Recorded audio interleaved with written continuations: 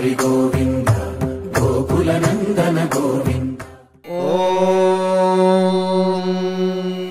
शतमानं भवति शतायुः पुरुषः शतेन्द्रिय आयुष्येवेन्द्रिये प्रतिष्ठति।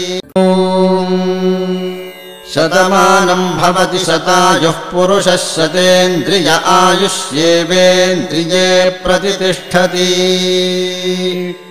शतमानं भवति शतमानकं शतमानं भवति शतायुः शतायुर्भवति शतमानकं शतमानं भवति शतायुः शतमानमिति शतमानं भवति शतायुः शतायुर्भवति भवति शतायुः पुरुषः पुरुषः शतायुर्भवति भवति शतायुः पुरुषः शतायुः पुरुषः पुरुषः शतायुः शतायुः पुरुषः शतेन्द्रियः शतेन्द्रियः पुरुषः शतायुः शतायुः पुरुषः शतेन्द्रियः शतायुरिति शतायुः पुरुषः शतेन्द्रियः शतेन्द्रियः पुरुषः पुरुषः शतेन्द्रिय आयुष्यायुषि शतेन्द्रियः पुरुषः पुरुषः शतेन्द्रिय आयुषि शतेन्द्रिय आयुष्यायुषि शतेन्द्रियः शतेन्द्रिय आयुष्येवैवायुषि शतेन्द्रियः शतेन्द्रिय आयुष्येव शतेन्द्रिय इति शत